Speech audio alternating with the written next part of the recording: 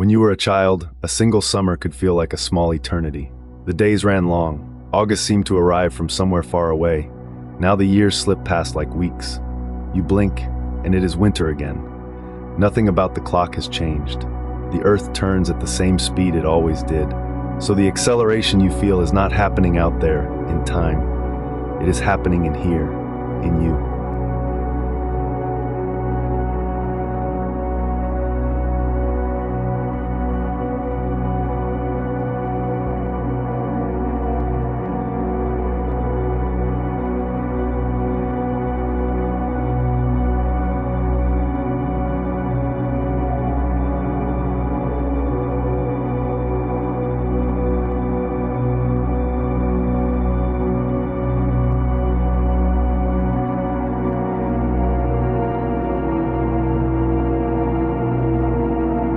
The oldest explanation is also the simplest, and it is a matter of arithmetic. To a 2-year-old, a single year is half of everything they have ever known. It is an enormous, unrepeatable slice of a very short life. To a 50-year-old, that same year is 1 part in 50. The clock measures both years as identical. But the mind does not seem to keep time in hours. It seems to keep it in proportions. Each year you live becomes a smaller fraction of the life you have already lived. So each year feels a little thinner than the one before. By this logic, the summer you remember as endless was not longer. It was simply a larger share of all the time you had. That idea is elegant, and it is probably part of the truth. But it cannot be the whole of it, because it describes a smooth, gradual fading. And that is not quite how the feeling works. The feeling is not smooth. Some years vanish almost completely. Others stay vivid for decades. And the difference between them has very little to do with arithmetic, and almost everything to do with memory. Think about how you actually judge how long a stretch of time was. You were not counting the seconds while they passed. You look back afterward and you ask a silent question. How much happened? How much is stored here?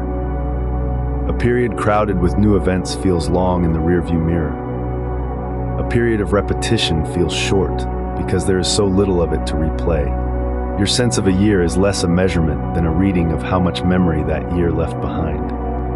And this is where childhood wins, effortlessly. When you are young, almost everything is a first. The first time you saw the ocean, the first time you rode a bike, tasted something strange, felt afraid of the dark, understood a joke. The brain pays sharp attention to what is new, and it writes those moments down in detail because new things might matter for survival. So childhood becomes densely recorded. Thousands of vivid firsts, each one laid down in high resolution. Look back, and there is so much there that those years feel vast. Not because they were slow, but because they are so full. There is a fingerprint of this hidden in everyone's memory. If you ask people late in life to recall their most vivid memories, the memories do not spread evenly across the years. They cluster. A strange number of them fall across adolescence and early adulthood. Very roughly 10 to 30, with the sharpest peak in the teens and 20s, the stretch when you were becoming who you are. First loves, first leaving home, the songs, the friends, the choices that set the shape of everything after. Researchers call it the reminiscence bump. Not everything about it is settled. Identity forms then, and the stories a culture hands you land then too. But novelty runs all through it. That was the period of the most firsts, the most self-defining moments, so it left the deepest record. Which is why, for so many people, those years feel thicker and longer than whole decades that came later. The years did not shrink. The recording did. Adulthood does something quietly different. It turns life into routine.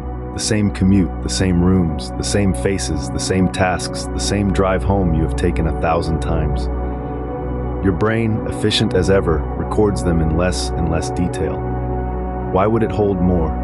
It has seen them before.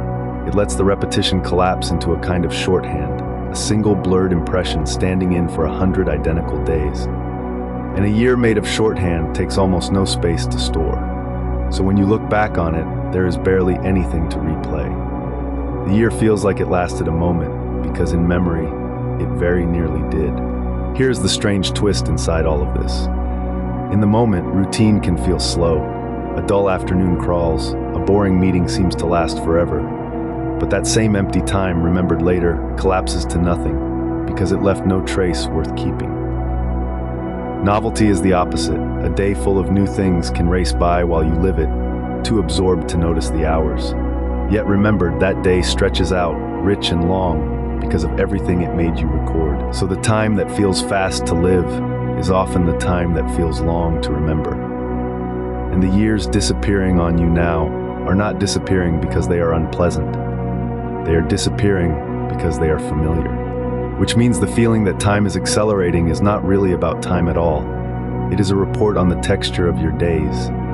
It is your own memory telling you, honestly, that less and less of your life is leaving a mark. The clock is fine. What has thinned is the record. That sounds like bad news. It is actually the opposite, because it points directly at what to do about it. If routine compresses time, then novelty expands it. Not by adding hours, you cannot, but by giving your memory more to hold. A trip to a place you have never been can feel, in hindsight, longer than the 3 ordinary months around it. A year in which you learn something difficult, meet people who change you, break your own patterns, that year refuses to blur. You are not slowing the clock. You are giving yourself more life to remember, which is the only kind of length the mind can actually feel. The people who say their later years flew by are usually describing years that looked like each other. The ones who say their lives felt full are describing years that did not. So the next time a summer ends before you were ready and you wonder where it went, understand what the feeling is really saying. It is not that time is running out faster. It is that you stop noticing it. The endless summers of childhood were not made of extra hours.